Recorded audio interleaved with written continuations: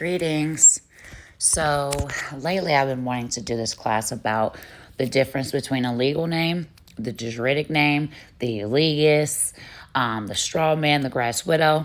A lot of these terms have been thrown out, but versus a natural person.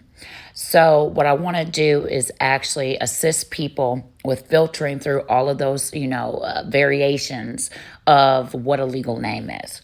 And so a lot of us that are going through this status correction have a difficult issue with the disassociation, the differentiation between you as a corporate fiction and you as a natural living being. So what I want to do is I want to talk about a few things, okay? I want to talk about holder in due course. I want to talk about a name holder, and I want to talk about a number holder. And to start off, we're gonna break down right off of the Social Security Administration's website through the Program Operations Manual. You can look this up on your own search engines. I am just here to point you in the direction of the literal literature, okay? So first, what is the legal name? The legal name is the first name and the last name in all caps, okay? The legal name is used to sign legal documents, deeds, or contracts. So this is your signatory. Okay, this is your signature. We're talking signature. X marks the spot, guys. So we know we're talking commerce. We know we're talking public. We know we're talking about a juridic person here. So anytime that we're dealing in commerce and we're signing for things, we should be using our legal name. All right. Now, a legal name is also property. So when we get into trust and estate planning, because, in God we trust, and we start to work on our life estate, we start to accumulate, assets from our life's work. And one of the main assets is our intellectual property, because what the estate is based off of would be the last name, and everything that derived off of that last name is part of your life estate. We'll get back to that a little bit later. Let's keep it moving. Middle name, we do not consider the middle name or suffix part of the legal name. So they're already telling you the middle name is not used here the middle name is not used in the legal name. Why is that for?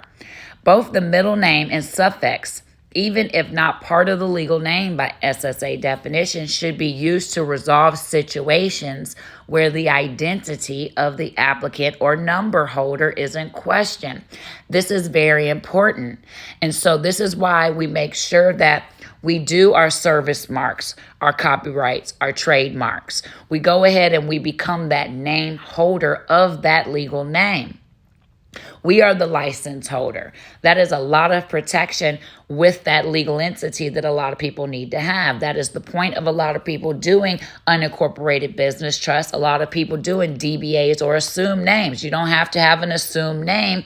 Therefore, depending on your jurisdiction, though, some states call it assumed, some people call it DBA. The thing in the matter is that it's just a legal entity, okay?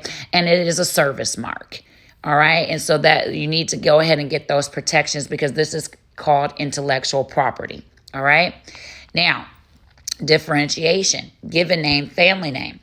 Translate given names and family names shown on documents submitted as SSN evidence to be first and last name on SSN application. So once again, they're telling you first name, last name is your legal name. The way that we differentiate you and identify you as the actual natural living being is with that middle name. So given name is the full first and middle name, either of which may have more than one part. This is telling you how we get to the proper syntax. First name hyphen middle name. That is really your given name. So now we know the difference. Okay, a legal name has a first and a last. That's a legal name. But I have a given name, which is a first hyphen middle name.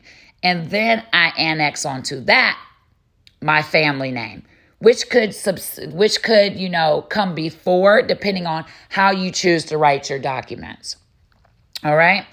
So a family name, full last name, surname, or family name, which may have more than one part, junior, second, third, senior, so on and so forth. Okay.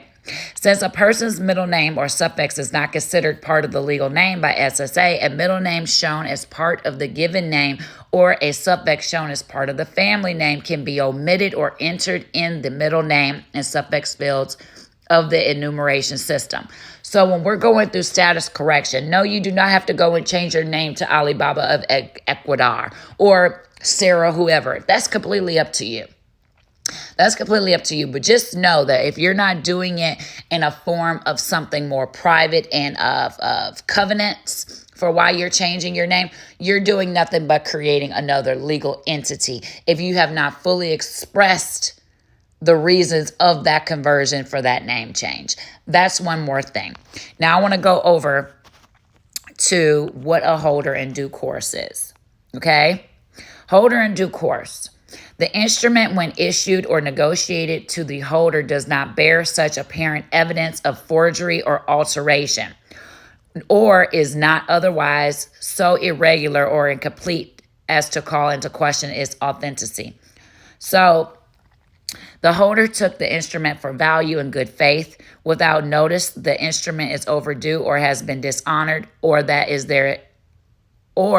there is an uncured default with respect to payment of another instrument issued as part of the same series. Without notice that the instrument contains an unauthorized signature or has been altered.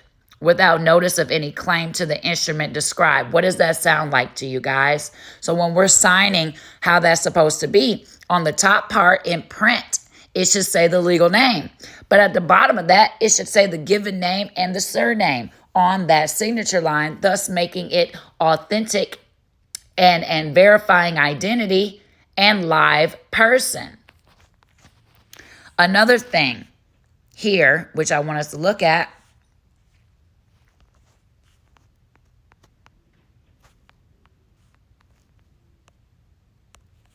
let me go back to it.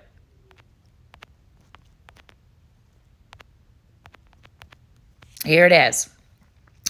How the number holder's name is shown on the SSN. Mind you, they're not calling what they said, the number holder. So that goes back to the holder in due course. This goes back to a name being a property. The number holder, first and last name on his or her SSN card must agree with the first and last name shown on the document submitted as evidence of identity or legal name. What do you think that would be? That's a question. A middle name or suffix is not considered part of the legal name.